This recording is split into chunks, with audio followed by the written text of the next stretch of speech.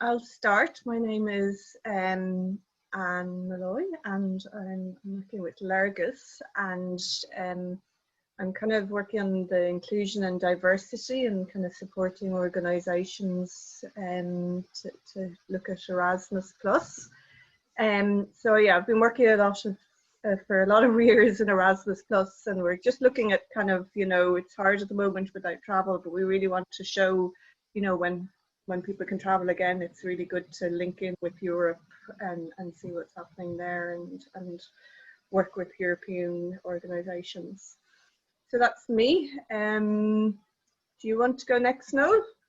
Yeah, my name is Noel Smith. I work for Swan Youth Service in the northeast inner city in Dublin, and I'm a detached street-based youth worker. I've been working with them for 6 years. That's all I've done in youth work is street-based. Obviously, you know, this is the kind of first organisation I worked in post-college. Right. So. Brilliant. We're looking forward, but Noel's going to input later, so we're looking forward to hearing his experience, because there's not that many youth work services that do this, so it'll be really interesting to hear what Noel's doing. So Adele, do you want to go next? My name's Adele Connor. I'm working with the Kerry Diocese Youth Service, KDYS it's known as. I wouldn't have much experience, to be honest, about detached youth work. All my voluntary experience and my previous job was all a kind of drop-in centre or a youth cafe. We never really had to go out and get them. They always just came to us, so okay, I wouldn't have much experience in that. Grand. You're in the right place, so you can learn from Noel's expertise. Yeah. So Lawrence, do you want to go next? Hi, I'm Lawrence. I'm a volunteer director for Anoiga, and I help with strategy over there. And I'm also with Foroiga as a volunteer youth leader for the last 2 years. In Anoiga, I've been with there for about 3 years as a volunteer director, but I've been with the organization for like 5 years. I have no experience with detached youth work experience. I am just learning about Erasmus Plus. I've heard about it when I was in college years ago. And I work as an analyst in my day job. I do this volunteer thing after work or on the weekends just to help the kids in the area. Great, okay. Great, you're very welcome. On my screen, Carmel, you're next. Okay. Hey everyone, I'm Carmel. I'm the TCA and Net Officer for Lurgus, which means I basically kind of coordinate kind of the transnational training. So we send people abroad to upskill in youth work or in their fields, and then we also host like loads of trainings as well on different teams and stuff. So yeah, you know yourself, it's been kind of difficult through COVID because obviously no one can travel to do these trainings. So we've kind of been trying to be innovative on how we keep people engaged. And one of the ideas was Webinar Wednesday. So it's just that we found it an easy way for 1 hour to connect with people and to still have that kind of a European dimension into everyone's work still. Great, nice. Alex, so you want to introduce yourself? Hi, I'm Alex. I'm working as an admin in the program and development team in Lurgus, and today I'm only for the tech support. Very important. So Eileen, I don't know if you can put something in the chat maybe where you're coming from, or you want to introduce yourself that way if your microphone isn't working. Emer, do you want to introduce yourself?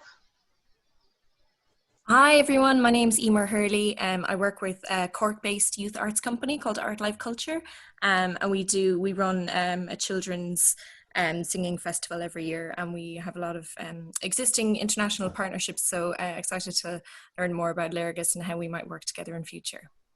Great. Is it Sonia? Yes, sorry, my co-director Sonia I think was signed up, so I'm just here in her. No, actually I know Sonia from we have a friend in common, so yeah, I just follow her on Facebook, and the singing thing is beautiful. Yeah. Oh, great. Yeah. So nice to meet you virtually. Yeah, you too. And hi, welcome, Maureen. You just can you hear us? Thanks very much. Sorry, my camera isn't working on this computer. I might switch to another one. My name is Maureen Taylor. I work with the Dublin Education Centre. We're on the grounds of the TUD here in Tala.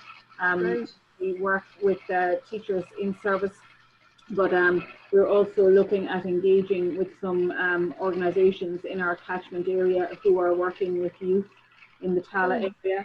And that's why I decided to join the webinar this morning. I'm in learning space. Great. Okay, you're very welcome, Maureen. So we're a small group, which is, I think we're... Eileen as well, that's in the chat there. Oh, sorry, I didn't see the chat, Eileen. Can everyone see it? Mm-hmm. Yeah. No. Do you want to read it out? Yeah. Yeah. Okay, so Aline is from the Galway Community Circus. So she's on the European Sorry Corps. She's a volunteer, and she has a small experience of detached youth work and assists the tutor at La Maison de Jojangle in France. Sorry, my French is not very good. So. And sorry if we're probably pronouncing your name wrong, Aline, as well. You're welcome. And yeah, Galway, you've got a lot of experience in Erasmus, so good to have you here. So yeah, we're a small group, so it's good. I think it works better sometimes with a small group with a webinar. So feel free to ask questions and all of that. But I'll just go through what we're going to do today. So we've done the introductions. Carmel will just do a short kind of input on what is detached youth work. Then Noel will talk about his experience of it and what he's been doing in Ballybock.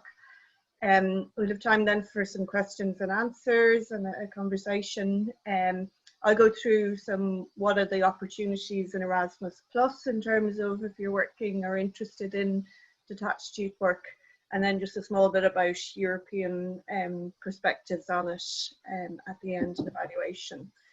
So, because we're a small group, it'll probably go a bit quicker as well, so we should be good for time.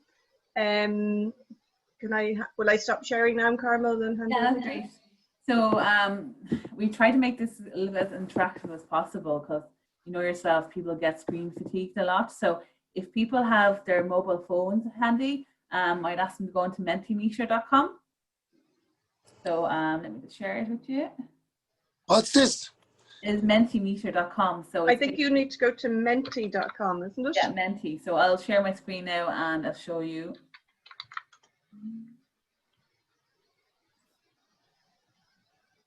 Okay, so there we go. So if you see here, I have the presentation there. So if you see up here, it says you go to menti.com and use the screen. Sorry, this is popping up. The code 4412329.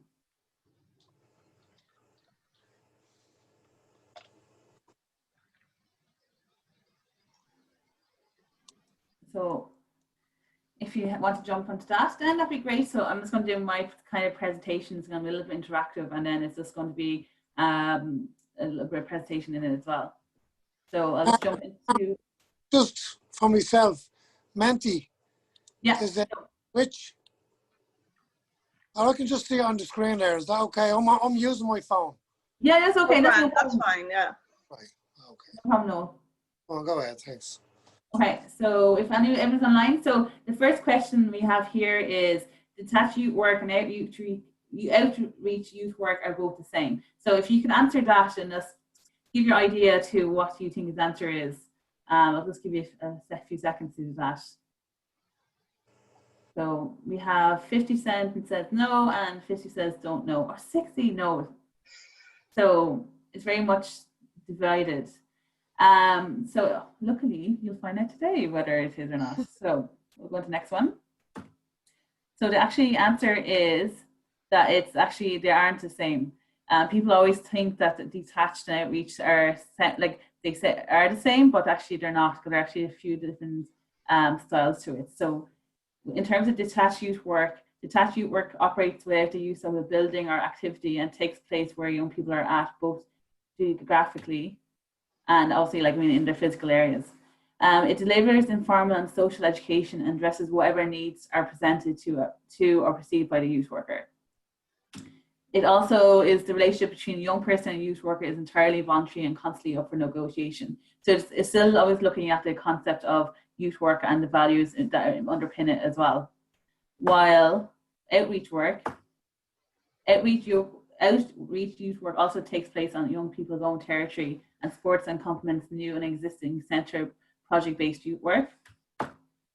Primarily used to inform young people of services that exist in their locality and encourage them to use services. And outreach can also seek to identify through consultation with young people any gaps that exist in services that aimed at meeting their needs. So basically what that means is then that detached youth work is meeting young people at where they are at. So it's actually on the ground outside in their locality, in their neighborhoods, in the areas they hang out with. So it's not trying to bring in young people into the centre as per se outreach work might do. So outreach might go out and say, look, we have these projects, you should come in, we'll develop a project in-house more so. And Noel is obviously a detached youth worker, so he'll talk about his experience with it and the kind of differences as well. Okay, so another question there is, if people could answer, is the same principles of youth work apply when doing outreach, detached youth work, as it would be to mainstream youth work?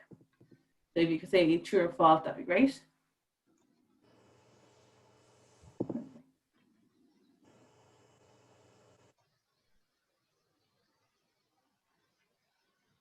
Perfect. So 6 of you said true and 1 false. So the answer is true. The same kind of concept still underline it. There is no difference between the values and purposes of detached and outreach work and other forms of youth work. The values include voluntary participation, empowerment, inclusion, equity, involvement in decision-making process. So it's basically you're transferring what's happening in that kind of a youth organization outside on the street. So it's still the same things need to be gathered. So it still has to be voluntary, meeting young people at where they're at, and ideas and discussion and decisions coming from the young people rather maybe than the youth worker or a top-down approach.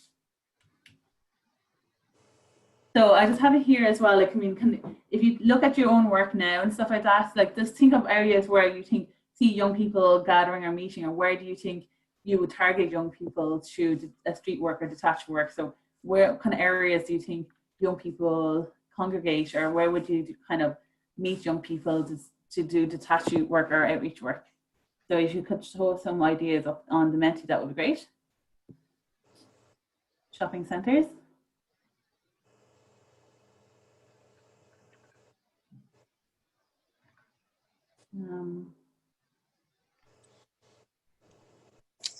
Are there any other suggestions? I think Carvalho papers he typed up on the screen there. I can give a few, but I was just leaving it open. I'm not on that. Yeah. I might get you to know when you're doing a presentation to chat where you can target. We're saying here shopping centres again, chippers, school playgrounds, sport club, estates, cinema, green areas, sport club. And I think these are all exactly valid areas.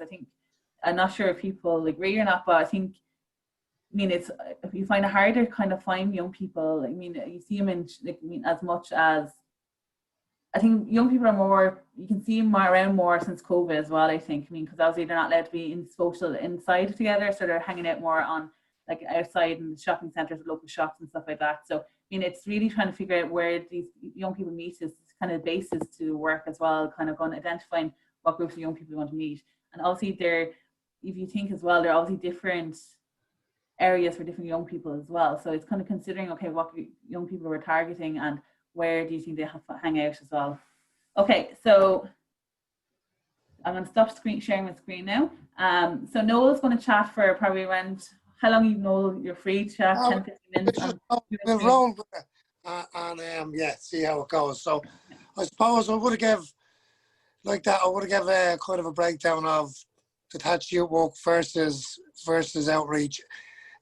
So you've done that, Carmel, but just to say that's me swatting flies, don't worry.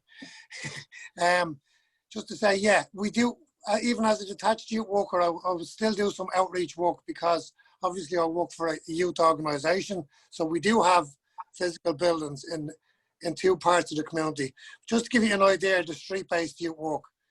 So for 14 or 15 years now, Swan Youth Service have done street-based youth work, mainly in North Wall and North Strand.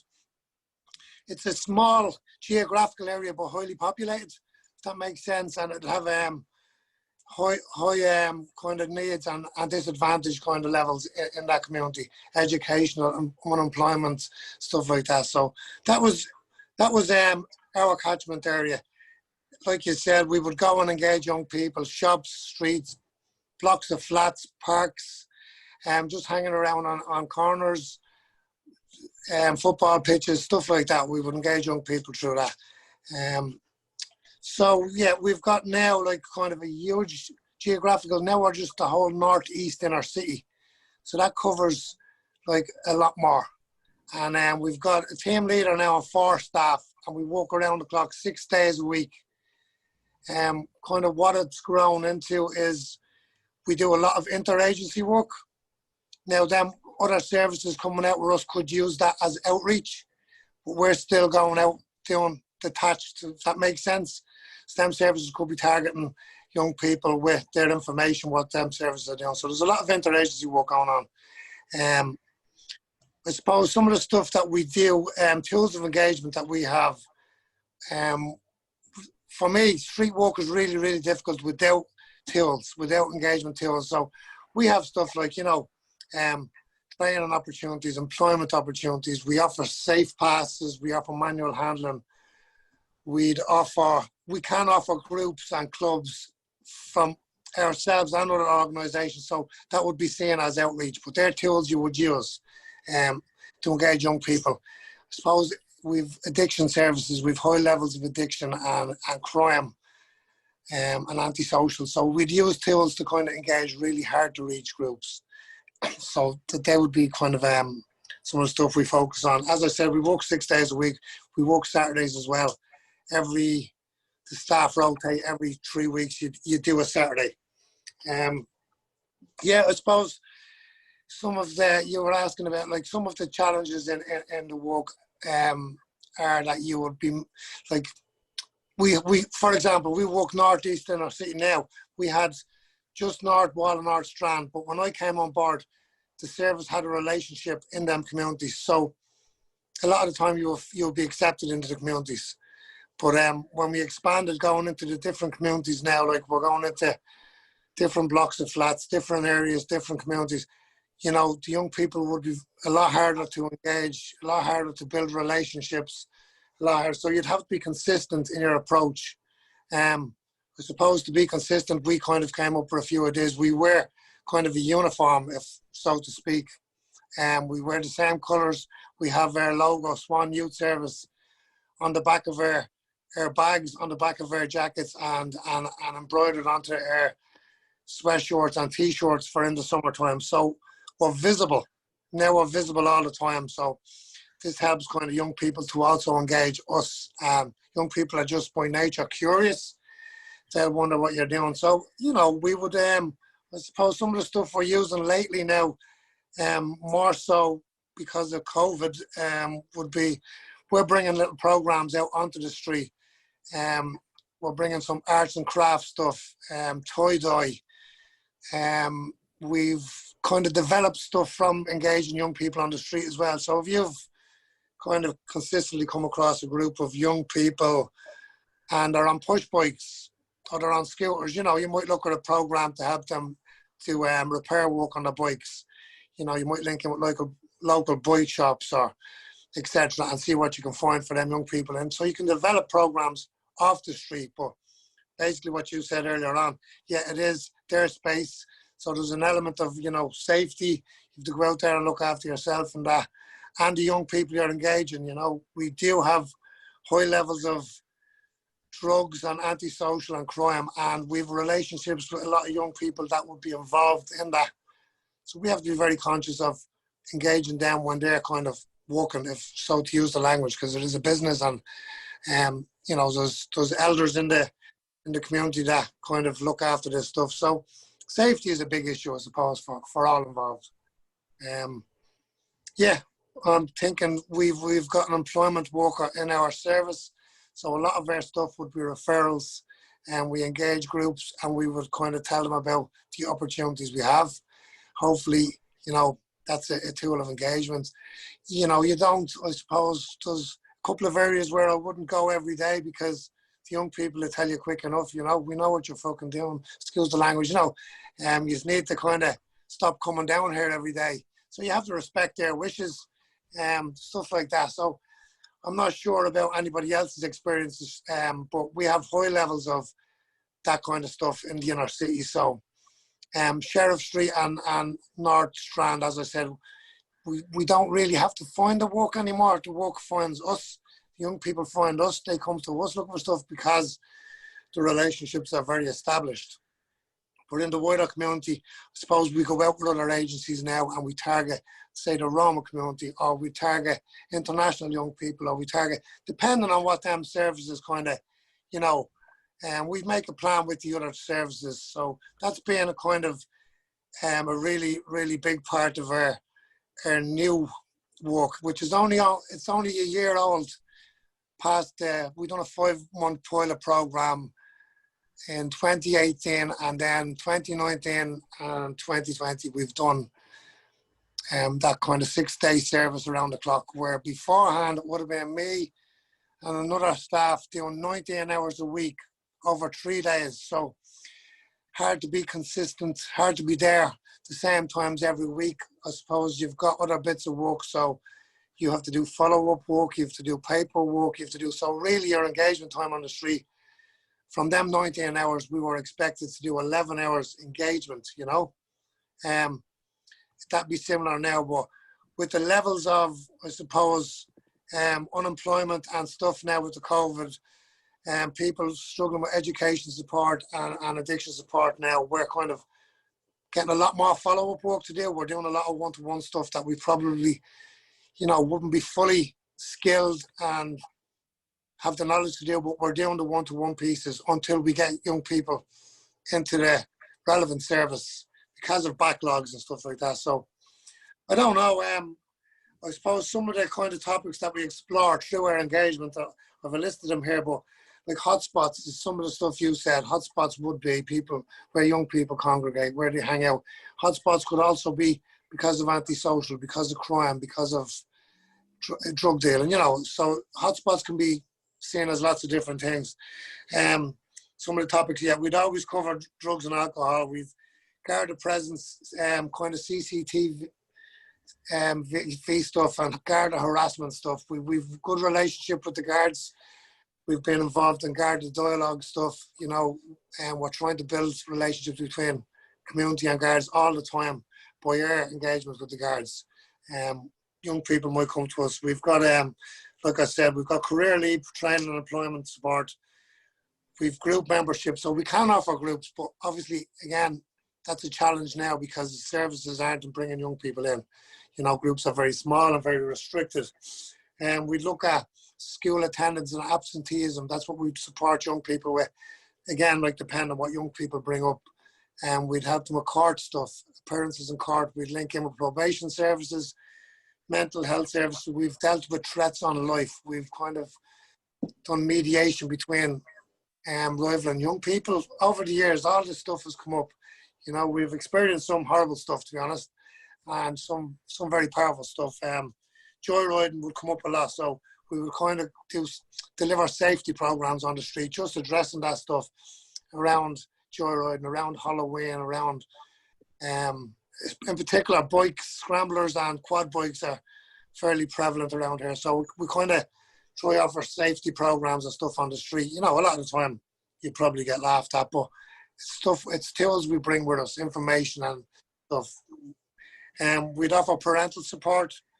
We do a lot of linking in for homeless young people with the homeless service in the inner city. So we've become a real kind of a connection for a lot of other services.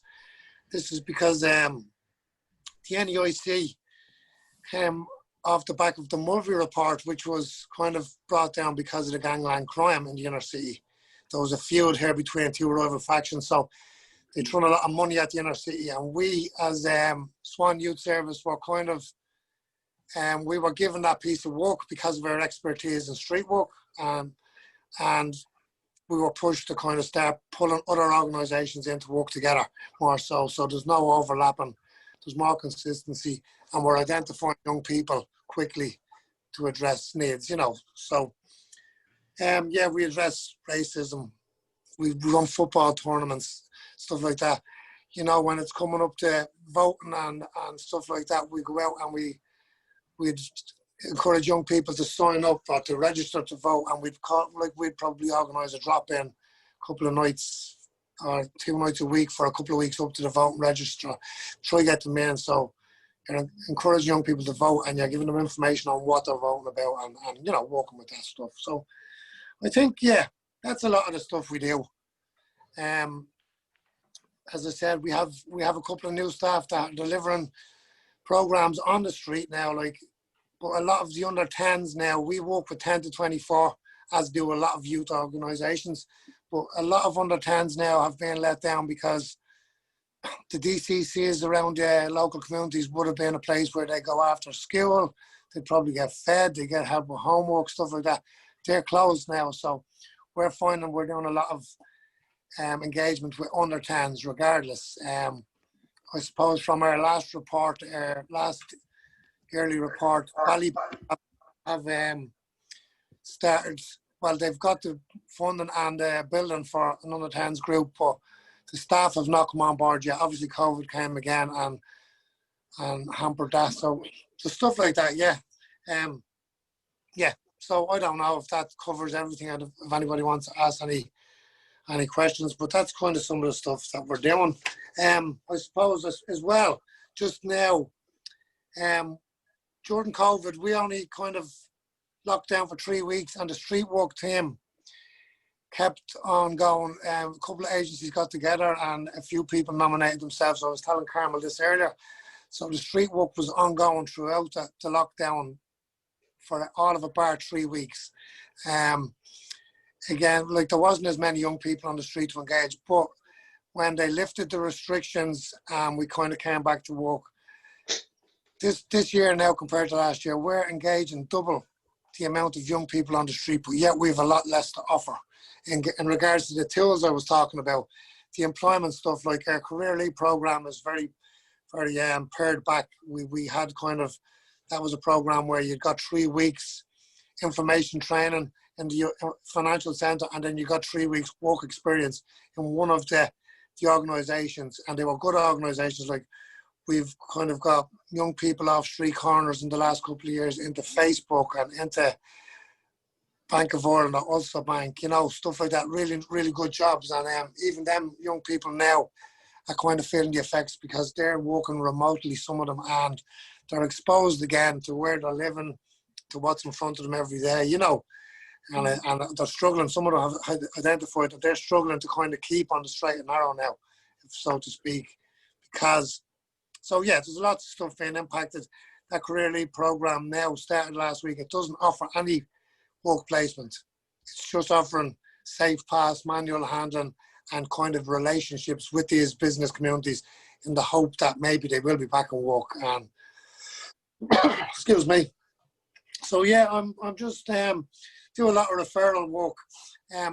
Hard to reach young people would be kind of an area we focus on a lot. A lot of the services in the northeast in our city would kind of work with mainstream young people that, like you said earlier on, that come to the service, that so you don't have to go out after them, but because there's the high levels of antisocial, the high levels of early school leaving and unemployment, Swan Youth Service in particular go out and target that group of young people.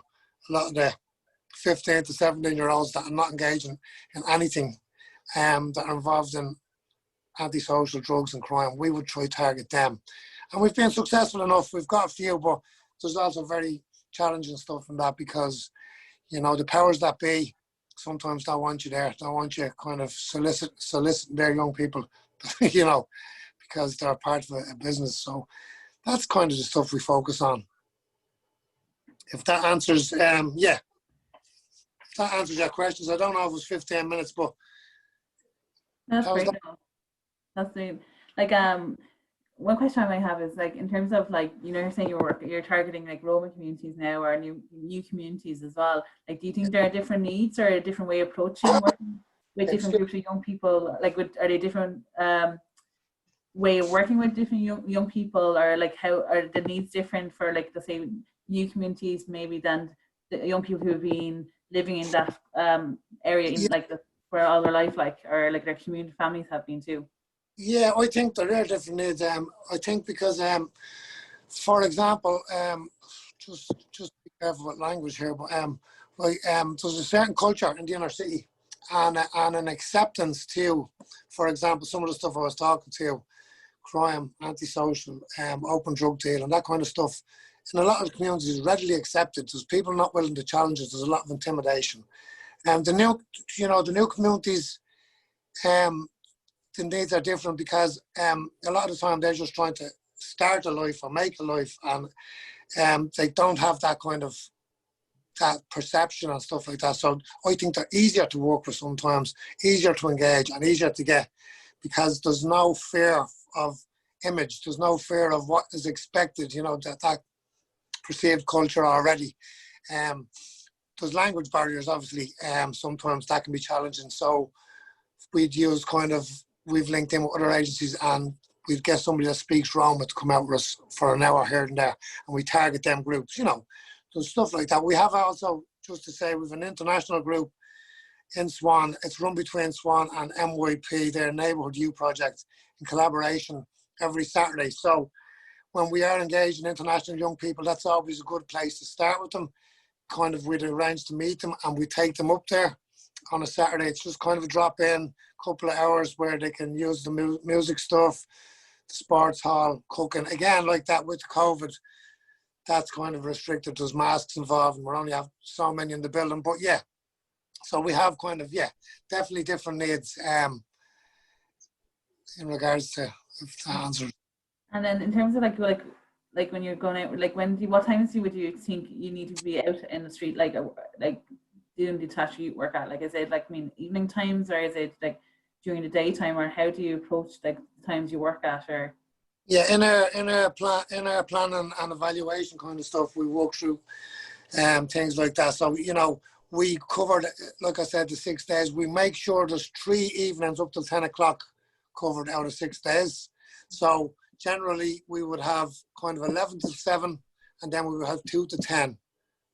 And over the week we'd cover mostly, you know, you do the 10 p.m.s, and then the other one would be an 8 or 9 p.m. So you'd always have 3 later evenings, you know, where, so you're going out, but you try to be consistent in different areas.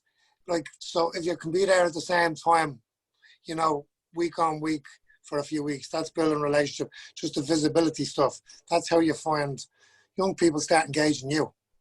You've gone and told them kind of a little bit about what you are, who you are, what you're doing. Then young people start kind of building a bit of trust just because of your consistent approach, and you're there every week at the same day, the same time, you know.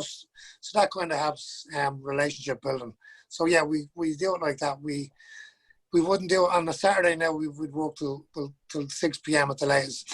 Because we find the Saturday is a little bit more like wild in regards to alcohol use, drug use, blah, blah, blah. It's the weekend and there's a lot more. So it's a safety thing where we decided, you know, yeah. And would you always work with, like, are they always 2, like, how many, you working in minimum 2s, or? Oh, your sound's gone. Sound is gone on. Hello? Yeah. Yeah, back. Am I back? Sorry, there's always 2 staff, unless we have some other agency with us. We would have a 3, but we never do 4 because it's overload. So if we had 4, we'd split it into 2 groups and we go different areas. This is all kind of planned and worked out between agencies beforehand, and we kind of generally try to have a male and a female most of the time, and the gender balance as well there. Generally that happens. Sometimes it's not doable because of annual leave or, you know, holidays and stuff like that. But yeah, generally that's what we work for. I'm Great. putting the website in the chat. So kamara.org is Brilliant. the thing. So Thanks, Florence. no problem. So I'm just gonna, thanks a million, Noel. It's fascinating just to hear the work you're doing on the ground and what's happening. And I'm just gonna go through fairly quickly a few slides on Erasmus+. So what I'm gonna do is I'm not gonna overload you with details about applications and criteria and all of that. I'm just gonna kind of go through what the options are. If you have any questions, you can ask me, but if you have a lot of questions, I'm very happy to meet you, well, not face to face obviously, but do a one-to-one Zoom conversation with you where we can get into more detail on it. So my slides.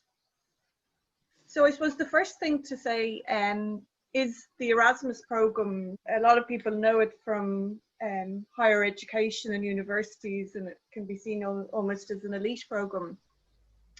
But actually the whole purpose of Erasmus Plus is promoting equity and inclusion and facilitating access to participants with disadvantaged backgrounds and fewer opportunities. And that's whatever limits or prevents their participation in transnational activities.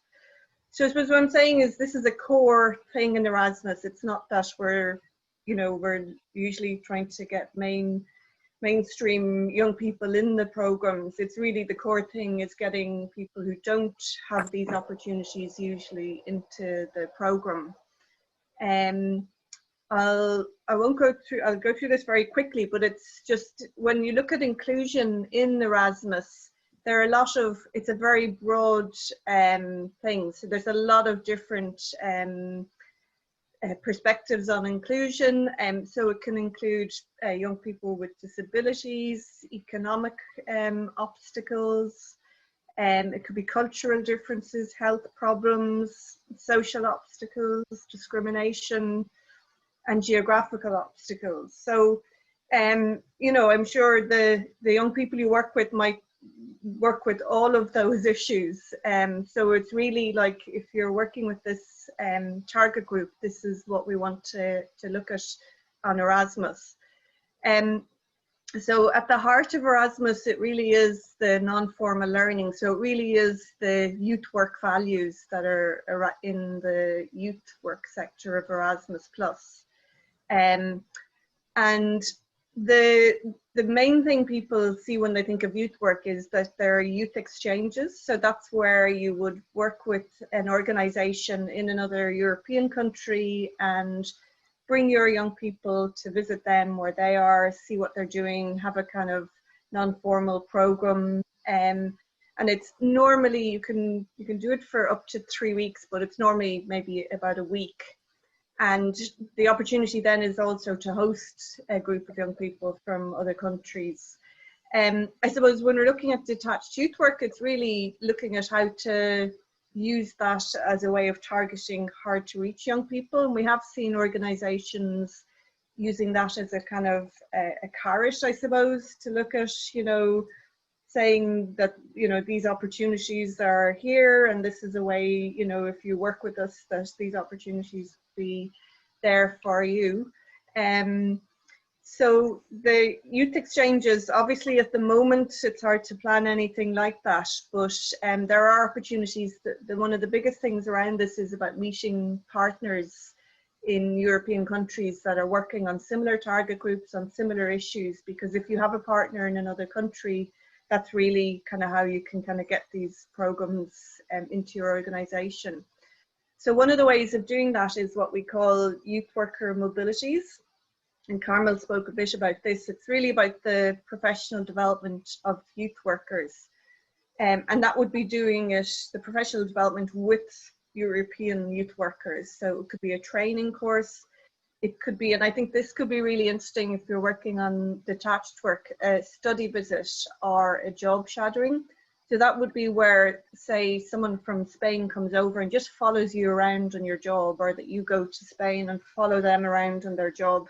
And I think really with detached youth work, that could work really well because, you know, going to a seminar is very different from seeing, you know, what people are doing on a day-to-day and how they organize their work and meet with young people.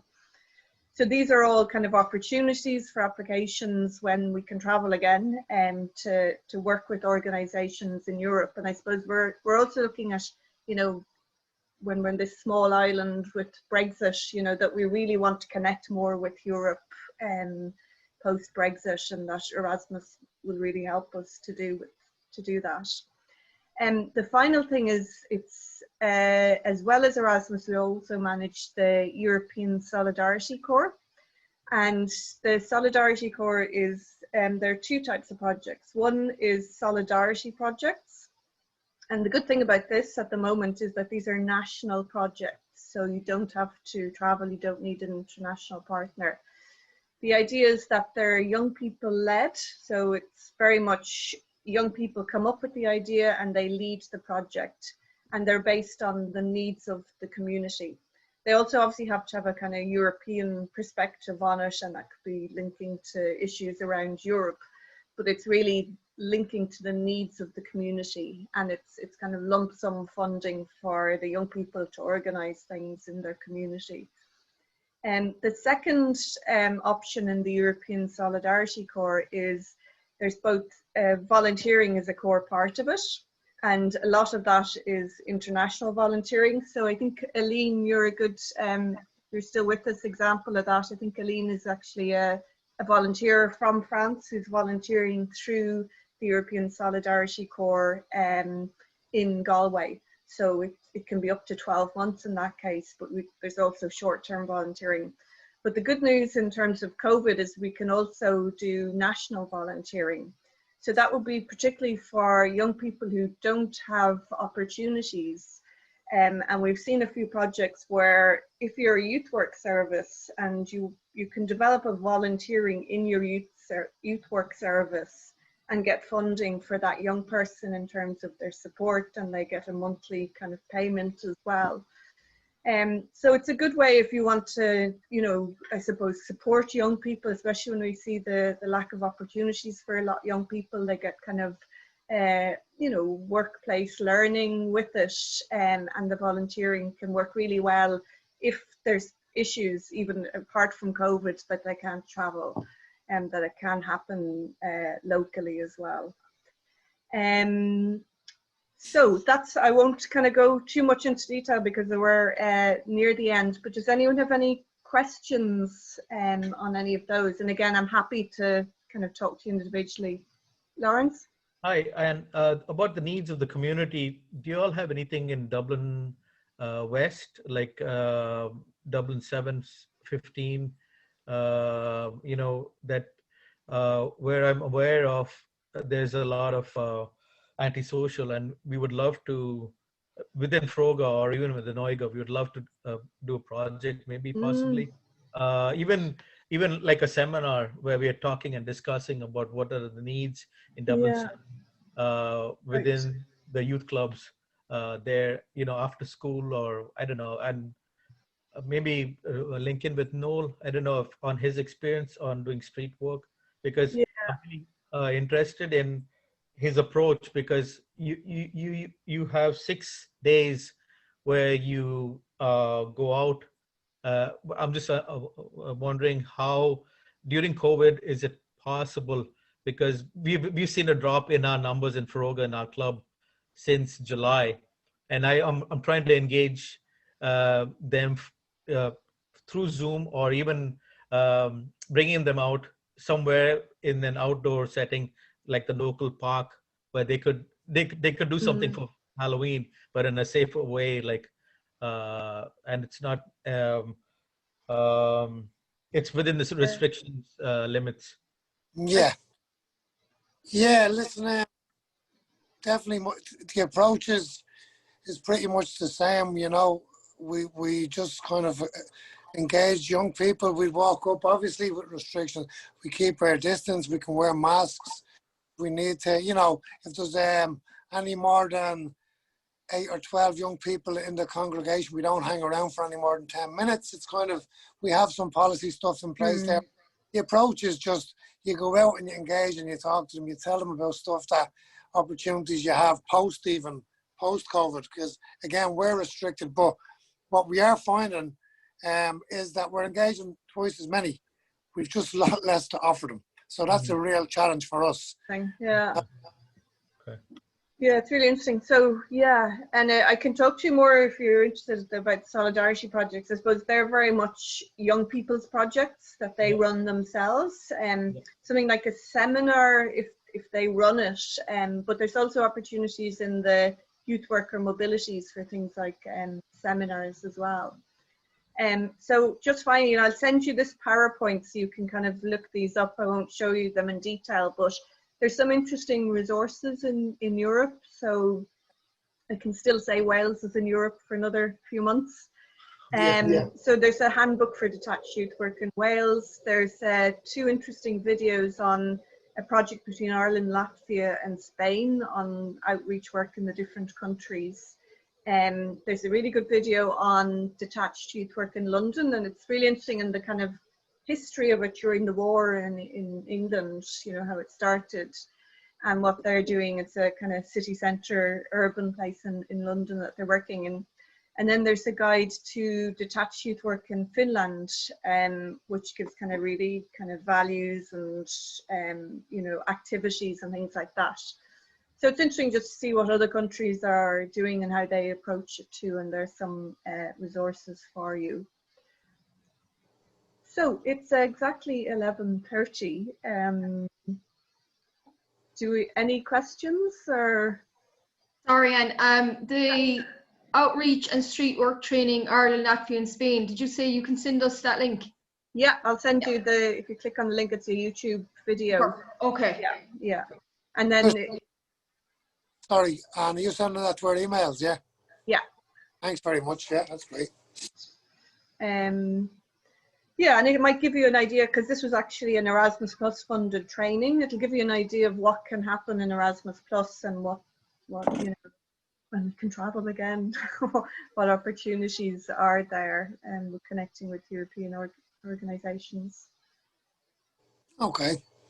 So thank you very much. It's fascinating, just hearing all the things you're dealing with and your ideas about it as well. Do we have an evaluation, Carmel, or are we sending that out?